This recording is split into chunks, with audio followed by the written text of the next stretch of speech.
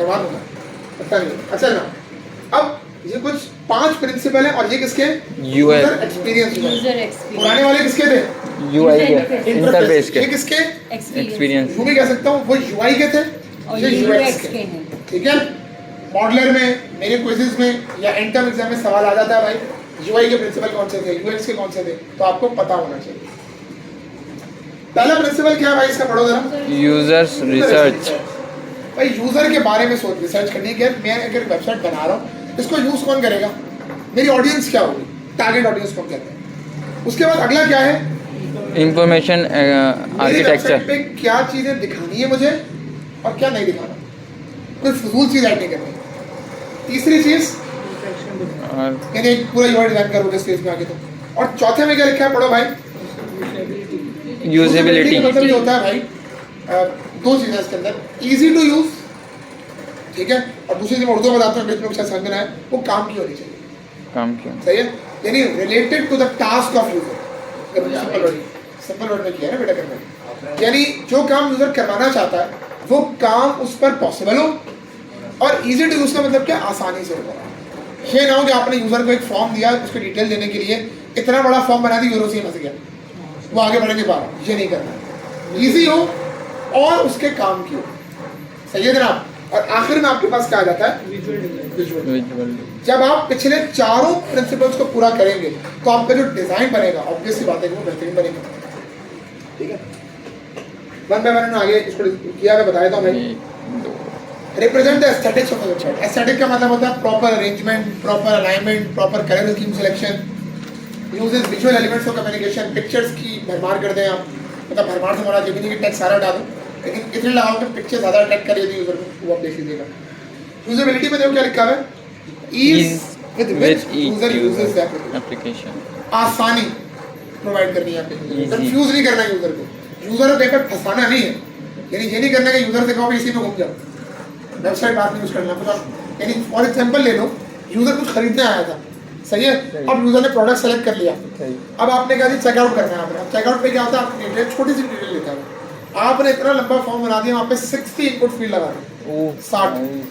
अब user buying select कर चुका है, अब यूजर को फॉर्म में बता दिया इसमें क्या एंटर करना है, अब इसमें देना है, फिर गलतियाँ भी कर रहा है यूजर उसमें। अब यूजर इतना फंस गया, वो कह रहा है भाई मैं फिजिकली दुकान से लूँगा, उसको बंद करो, पता करो उसको। अब देखो वेबसाइट तो बड़ी अच्छी थी, एक्सपीरियंस अभी तक तो बड़ा अच्छा चल रहा था, एंड में तुमने एक काम ऐसा कर दिया, यूजर का सारा एक्सपीरियंस शिफ्ट हो गया वहाँ पे। इसलिए मैंने बात की थी फर्स्ट इंप्रेशन इज तुमने हल्की सी गलती की, काम खराब। ठीक है, अब तुम चाहे जितना मर्जी अपडेट करते जाओ, यूजर हमेशा शक में रहेगा तुम्हारे साथ, यार एक दफा बुरा हो चुका है, आगे भी पता नहीं क्या हो जाए। सही है, अब यहाँ से यहाँ शिफ्ट होने में टाइम लगता है, सेकंड लगता है, यहाँ से यहाँ आने में सेकंड लगता है, साल। ये याद रखिएगा। ये सिर्फ मैं आपको किसी प्रोडक्ट के हवाले से नहीं बताऊंगा, मैं आपको अगर बात करूँ नॉर्मल लाइफ के अंदर भी, तो किसी भी इंसान को अच्छे से बुरा बनाने में सेकंड लगता है, और बुरे से अच्छाई की तरफ अगर मुझे लाना है उसको, सालों लग जाएंगे। किसी बंदे के माइंड में तो अपना परसेप्शन चेंज नहीं हो, और सालों बाद भी तुम लाजमी नहीं कह सकते कि परसेप्शन चेंज होगा या नहीं होगा। सही है, ये हर प्रोडक्ट के बारे। ठीक है, ऑर्गेनाइजेशन ऑफ कंटेंट इंटरेक्शन में लिखा है यूजर सेंट्रिक अप्रोच। इसको अगर मैं समझाऊं तो इसका मतलब ये होता है भाई, ये नहीं देखना कि मुझे बहुत अच्छी लग रही है मतलब चलने दो, आपने अपने आप को यूजर के शूज में डालना है, आपने अपने आप को यूजर की जगह रख के सोचना है कि अगर मैं इस वेबसाइट का यूजर हूँ तो क्या मैंने काम किया है, मुझे अच्छी लगेगी वेबसाइट। ये चीज़ जिन्हें आपने एज अ डेवलपर नहीं सोचना है, अब आपकी जो सोच काम करनी चाहिए वो कैसे करनी चाहिए, एज अ यूजर रिसर्च बता चुका हूँ भाई, उसका बिहेवियर क्या है, आपकी वेबसाइट से उसकी एक्सपेक्टेशन तवक्कुआत क्या है, वो आपसे क्या जो है वो तवक्को कर रहा था, आप क्या दोगे उसको। ये ना कि वो तवक्को कर रहा था कि जी आप मुझे दोगे एक बड़ी बेहतरीन किस्म की ई-कॉमर्स वेबसाइट, एंड में बन के क्या जा रहा है एक गेम, तो उसकी तवक्को ही नहीं थी। सही, सिग्निफिकेंस। अब इसका फायदा क्या होगा भाई, क्यों गेन करें यूजर एक्सपीरियंस, क्यों गेन करूँ मैं रिसर्च, इसका फायदा, पहला फायदा क्या है भाई, helps user to navigate the site. अगर इजी है, यूजेबल है, सिंपल है, तो एक पेज से दूसरे पेज पे जाना या उससे रिवर्स आना यूजर के लिए आसान होगा। Drive user back to the site. अगर उसको यूजर को एक दफा वेबसाइट अच्छी लगी, जाहिर है वापस भी आएगा। भाई मैं आपको एग्जांपल देता हूँ रेस्टोरेंट्स की। आप एक होटल में गए, आपने वहाँ खाना खाया, नया रेस्टोरेंट था, आपने पहले दफा वहाँ खाना खाया। अगर वहाँ पर खाना अच्छा होगा आप दोबारा जाओगे, अच्छा नहीं होगा आपको बहुत बेकार है, दोबारा जाने नहीं। ऐसे ही होता है पैसा हर बर्बाद। प्रोडक्ट के बारे में भी ऐसे। आपने वेबसाइट खोली, आपने जैसे आपके ओबी के अकाउंट्स हैं सबके बने हुए हैं, यस, कभी गए हो क्या मतलब लॉगिन नहीं होती? लॉगिन ही नहीं होती। आपने बेकार होना, एक दफा आपने देखा कि ये लॉगिन नहीं हो रही यार, बड़ी बेकार है, आप वापस ही नहीं जाए। सही है? तो आपकी वेबसाइट अगर अच्छी है, एक्सपीरियंस उससे गुड हो रहा है, तो यूजर आपकी वेबसाइट पर वापस जाए, वो दोबारा बाय करेगा। अगर एक दफा देखने आया था, देखकर उसको अच्छी लगी है, दूसरी दफा तीसरी दफा कभी तो बाइंग ही करेगा वो। सही है? डेवलपर का काम नहीं है सर ये। अभी डिजाइनिंग ही चल रही है, डेवलपर को मैं लाया नहीं है। यूआई यूएक्स वाला जो हाँ ऑब्वियसली अभी वो चल रहा है, ये डेवलपर का काम नहीं है। डेवलपर का काम क्या है, जो डिजाइन फाइनल हुआ है ना यूजर रिक्वायरमेंट से, उसको कोडिंग करके दे दो। डेवलपर को ये नहीं सोचना क्या अच्छा लगेगा क्या बुरा लगेगा, बस उसमें जैसे डेवलपर को तुम्हारा डिजाइन सेम टू सेम बनाकर देना, वो सब काम है। Without UX websites, applications and softwares can fail. आपने अगर यूएक्स पर तवज्जो ही नहीं दी, आप as a developer, as a designer अपनी सोच करते रहे, यूजर की तवक्कुआत को देखा ही नहीं आपने, कुछ जो है वो अजूबा बन के आ रहा होगा सामने, जो यूजर को चाहिए ही नहीं। सही? ऐसा भी होता है कि आपने वेबसाइट बनाई, यूजर से पूछते रह गए, यूजर ने सब बता रहा, आपने यूजर की बातों किसी खातिर में नहीं लाया, वेबसाइट तैयार हो गई, डिजाइन हो गई, सब कुछ हो गया। सही। जब फाइनल प्रोडक्ट 1 साल बाद गया, यूजर ने कहा बकवास है, मुझे नहीं चाहिए, लो, पैसे मैंने दूंगा एडिशन, मुझे काम दोबारा करके दो। लो, सही है ना? काम पड़ गया, ये भी होता ऐसा भी होता है। हाँ सही है। इसने पहले से मोस्टली ये काम जब आप लोग फ्रीलांस के प्रोजेक्ट्स कर रहे होते हो वहाँ पर होता है। आपने बनाया, यूजर की सुनते ही नहीं हो, आप जब दे दिया ना काम, खैर बना दूंगा, आप बनाना शुरू करते हैं, यूजर कम्युनिकेशन में नहीं होता, सारा काम उलट-पुलट हो रहा होता है। इसीलिए जो देखते हैं ना फ्रीलांसिंग में बहुत ये किस्म के रिव्यूज चले हुए होते हैं, उसे मिलते हैं भाई, यूजर को खातिर में नहीं लाया, आप उससे काम नहीं करते ना, ठीक है आपको मिल जाएगा, नहीं बात तो करो, उसको बताओ तो सही चल क्या रहा है, उसको लूप में तो रखो। सही है? अच्छा, इसके कुछ और प्रिंसिपल्स के मजीद क्या है? फैमिलियरिटी। फैमिलियर। मैंने एक एग्जांपल दी थी लास्ट टाइम, आप लोगों को याद होगा कि लॉगिन का बटन हमेशा यहाँ पर होता है, ईमेल का बॉक्स हमेशा यहाँ पर होता है, बिल्कुल। उसको कहते हैं फैमिलियरिटी, फैमिलियर। मिलता जुलता का। अब वो हर वेबसाइट से उसका एक परसेप्शन बना हुआ आ रहा है, तुम अगर चेंज करोगे तो यूजर अपना परसेप्शन नहीं बदलेगा तुम्हारे लिए, यूजर तुम्हें गालियाँ निकालेगा, कहोगे कि ये वेबसाइट है, पूरा परसेप्शन अपना चेंज किया हुआ इसने। दूसरा क्या है? क्लैरिटी। जो लिख रहे हो, जो दिखा रहे हो, क्लियर नजर आना चाहिए, समझ आना चाहिए क्या हो रहा है, पिक्चर्स जो है वो ब्लर ना हो। सही है? टेक्स्ट जो है वो बहुत छोटा नहीं होना चाहिए, बहुत बड़ा भी नहीं होना है, एक नॉर्मल साइज में। रिकवरेबिलिटी, एरर हो गई यूजर से, गलती हो गई, क्या वापस आने के लिए कोई मैकेनिज्म है, या गलती हो गया तो बस काम खत्म? डिस्ट्रक्टिव एक्शन तो नहीं है, जैसे यहाँ पर अगर कोड में गलती हो जाए तो कंट्रोल सेट कर लेते हैं। यस, क्या आपकी वेबसाइट में ऐसा कोई मैकेनिज्म है कि वापस आ सकूं पिछले काम पे? ये चीज ये ला- रिस्पॉन्सिवनेस एंड फीडबैक। रिस्पॉन्सिवनेस का क्या मतलब होता है? ये तो बहुत बार पढ़ा चुका हूं। सर ये बिल्कुल सर 100% एक वेबसाइट में हॉरिजॉन्टल ना है, वर्टिकल। हॉरिजॉन्टल स्क्रॉलिंग, हॉरिजॉन्टल ना, फोन पे भी चले वर्टिकली। सिंपलिसिटी, सिंपल होना चाहिए। कंटेंट डिलीवरी, जो उसके काम का कंटेंट है, जो उसके काम की पिक्चर्स टेक्स्ट से जुड़ी है, उसको करना चाहिए। आखिरी चीज क्या है भाई? डिलाइट कहते हैं खुशी। अब जाहिर बात है कि तुम्हारे सारे प्रिंसिपल पूरे, उसका एक्सपीरियंस अच्छा है, तो खुश होगा, डिलाइट मिलेगी उसको, जाहिर बात है। ठीक है?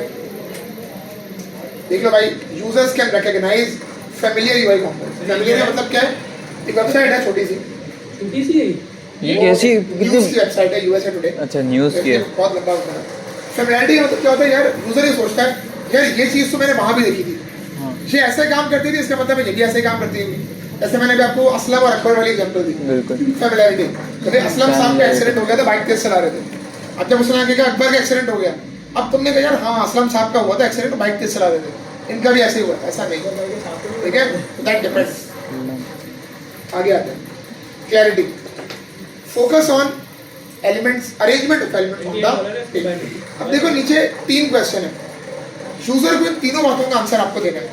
पहली चीज ये, अगर आपने एक बॉक्स लगाया हुआ है, एक टेक्स्ट बॉक्स है फॉर एग्जांपल, पहला सवाल क्या है? What is it? क्यों है भाई? क्यों है? क्या काम है, मतलब क्या है ये, क्या काम करता है, क्यों लगाया आपने? सही। तीसरी, what can I do here? मैं यहाँ पे क्या क्या कर सकता हूँ? अब देखो, या तो वो टेक्स्ट बॉक्स एक सिंगल काम के लिए होगा या मल्टीपल कामों के लिए होगा, बिल्कुल। तो मैं क्या क्या कर सकता हूँ? और तीसरी चीज, why why should should you do that? मैं क्यों करूँ उसको काम? मुझे क्यों फिल करना है?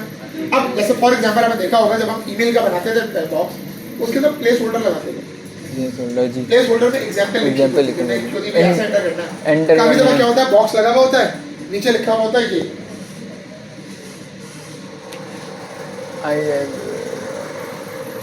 एग्जाम्पल के तौर पर देखा होगा यस ये चीज सही। ये हमारे पास किसमें आता है क्लैरिटी। यानी अगर यूजर कोई काम परफॉर्म कर रहा है Clarity. उसको कम से कम इन 3 बातों का जवाब पता होना चाहिए। क्या काम है, क्या क्या किया जा सकता है इसके जरिए से और मैं कर क्या। इन तीनों बातों को आपने एज अ यूजर आंसर करना है, उसके बाद अपने डिजाइन के अंदर उसको इम्प्लीमेंट करना है। क्लियर है यहाँ तक बात? Recoverability, user action should be reversible. एक काम हो गया लेट्स से गलती से हो गया, भाई मिसाल ले लें आपने कोई प्रोडक्ट था ऐड टू कार्ट कर लिया, आपको बाद में याद आया नहीं यार ये गलती से हो गया, ये नहीं करना दूसरा प्रोडक्ट डालना था। क्या वो प्रोडक्ट रिमूव हो सकता है कार्ट से? ये मैं कहना था डिलीट। ठीक है, ऐसा ना हो कि यूजर डिलीट क्लिक किया पता लगा वेबसाइट से डिलीट करा दिया आपने उसको। सही है, ये काम। Design should guide users. Tutorials आते हैं वेबसाइट पे देखा होगा, इसको क्लिक करोगे तो ये होगा, इसको क्लिक करोगे तो ये होगा, ये होना चाहिए। User should never be left at a dead and. Dead and का मतलब क्या होता है काम हो गया अब रिवर्स नहीं कर सकते, भाई जो हो गया, इसको कहते हैं डेड एंड, यानी आगे कुछ नहीं। सही है, जो होना तो हो चुका, जो मॉड्यूलर में होता है। हाँ मॉडल में होता है आपके साथ। डेड एंड क्या करना है ले लो। डेड एंड हमारे साथ होता आगे आते हैं अभी जरा रिस्पॉन्सिवनेस बता दिया। No lag time in loading. देखो एक टाइम डिफॉल्ट होता है, 1-2 सेकंड लग रहे हैं, 3 सेकंड लग रहे हैं, आपका इंटरनेट स्लो है, वो एक अलग कहानी है। आपकी वेबसाइट के अंदर अपना कोई लोडिंग टाइम नहीं होना चाहिए अलग से। ये ना हो कि आपने वेबसाइट में कहा जी 10 मिनट पहले लोड होना फिर चल रहा है, टाइम आउट लगा दिया 10 मिनट का, ये नहीं करना। Helpful information should be included. Provide appropriate and timely feedback. Her action पे उसको फीडबैक दो कि आपने ये फॉर एग्जांपल एक क्लिक भी किया तो हुआ क्या इस क्लिक से, ताकि यूजर आपके ऊपर ट्रस्ट कर सके, आपके ऊपर भरोसा कर सके। अगर करते चले जाओगे ना यूजर एक शक में रहेगा, पता नहीं बैकएंड पे क्या हो रहा है। ये मुझसे मेरा नाम वाम पूछा था भी इसने, पता नहीं मेरा नाम कहाँ लेके चला गया, मेरा सीनियर से पूछा था, ये ना हो कहीं मिसयूज हो जाए, शक रहेगा ना। लेकिन अगर आपको फीडबैक मिलता रहे, सही है, तो आप प्रॉपर तौर पे काम कर रहे हो। तो सही अलर्ट के इसमें करवाएंगे, अलर्ट में करवा सकते हो। जब अगर ईमेल पास में गलत डाल दो नीचे लिखा हुआ आता है, ये करवा दो, बात एक ही है। ओके सिंपलिसिटी, एप्पल की वेबसाइट दिखा दूंगा लास्ट में, सिंपल टू अंडरस्टैंड। ठीक है, पूरी से बात हो चुकी है। Content delivery, provide well timed and relevant. फजूल किस्म में कंटेंट डालोगे यूजर बोर हो जाएगा, सही है ना। ऐसा कंटेंट डालो जो काम का, जितना यूजर की जरूरत है। तो आखिर में देखो लिखा भी है इंक्रीजेस यूजर डिलाइट, खुशी। सही है जनाब, फॉन्ट अच्छा यूज हुआ है, कलर अच्छे यूज हुए हैं, ग्राफिक्स अच्छे यूज हुए हैं। क्या कह रहे हो? अच्छा ये कुछ बेस्ट प्रैक्टिसेस हैं। अब एक एक करके मैं सब पर बात करता हूँ, ये प्रिंसिपल्स नहीं है, याद रखें, ये बेस्ट प्रैक्टिसेस हैं। यानी एक यूजर एक्सपीरियंस को बेहतर बनाने के लिए आप क्या क्या काम कर सकते हो। सही। Create emotive design. इमोटिव का मतलब क्या है भाई, जहाँ पे यूजर को अपने फैमिलियर कंपोनेंट्स बता रहे हो, एक जैसी चीजें, यार ये तो वहाँ भी देखा था, यहाँ पर भी आ गया, तो अच्छा वहाँ ऐसे यूज किया था, यहाँ पर भी ऐसे कर लूंगा। Take advantage of web typography. Headings को ऐसे स्टाइल में लिखेंगे यूजर को अच्छी लगे। अब अच्छी लगने का मतलब ये भी नहीं कि ज्वाइन राइटिंग में कर दी, यूजर को समझ नहीं लिखा गया। सही है। इम्प्रूव रीडेबिलिटी, रीडेबल हो, नजर आए, स्पेसिंग अच्छी हो। Use simple and familiar language. Familiar का मतलब क्या है, ऑडियंस को डिटेक्ट हम पहले ही कर चुके हैं, यूजर को जान चुके हैं। अब उससे पता लग गया वो कौन सी जबान समझता है और बोलता है। मिसाल ले लो, अपने यूजर को जाना, आपने कहा उर्दू इंग्लिश समझ लेगा, तुमने क्या किया वेबसाइट बना के सराई की उसको, समझ नहीं आएगी बेचारे को। जो लैंग्वेज उसको समझ में आ जाए वो आप डिस्प्ले करो। Anticipate errors, tolerance. अगर कोई एरर आ रहा है तो उसको वहीं रोक दो भाई, एरर से आगे जाने नहीं देना।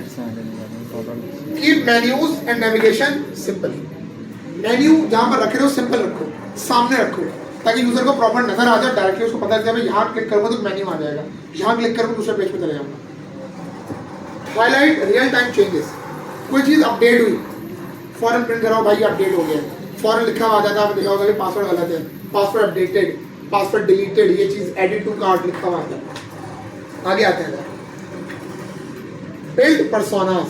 यहाँ पर ये चीज़ बड़ी इंपॉर्टेंट है जो देर से आगे आनी पहले चाहिए थी। Build personas. पहले मैं दिखाता हूँ पर्सोना होता क्या। पहले मैं दिखा दूँ ये होता क्या, फिर मैं आगे जाऊँगा। मैं भी वही ढूंढ रही हूँ। पर्सोना। पर्सोना।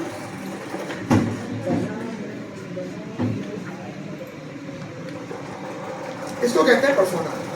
किसको? आपका बताता हूँ ये पर्सोना में क्या क्या चीज़ इंक्लूड होती है।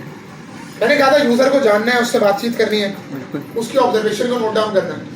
अब देखो मैं नोट डाउन कैसे किया। उसके डेमोग्राफिक्स में क्या नोट होता है, उसकी लोकेशन, कहाँ रहता है, क्या करता है, करती है।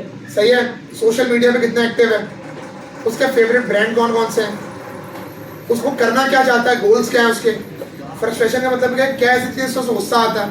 ये तमाम चीज़ें आप क्या करोगे, नोट करोगे। इस पूरे को हम क्या कहते हैं भाई, यूजर पर्सोना। सर ये कहाँ पे मिलेगा हमें? क्या चीज़, जब आप यूजर से मिलते हो, आप फॉर एग्जाम्पल पहले यूजर से मिले, उसका पर्सोना बना लिया, दूसरे से मिले, उसका बना लिया।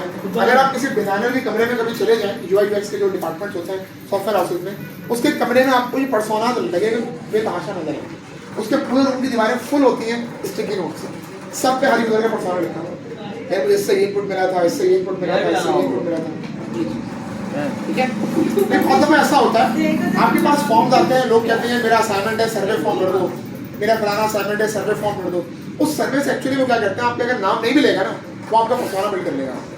यार ये यूजर है ऐसा सोच रहा है, अच्छा ठीक है, ये बच्चा आया था 60 साल का बूढ़ा आया था फॉर एग्जाम्पल, 8 साल का बच्चा है, अरे बूढ़ा आया था, बूढ़ा है। ये ऐसा सोच रहा है, एक पर्सोना बन गया मेरे पास। अब उस ऑब्जर्वेशन को एनालाइज करके मैं अपनी रिक्वायरमेंट बना सकता हूँ, प्रॉपर काम हो सकता है।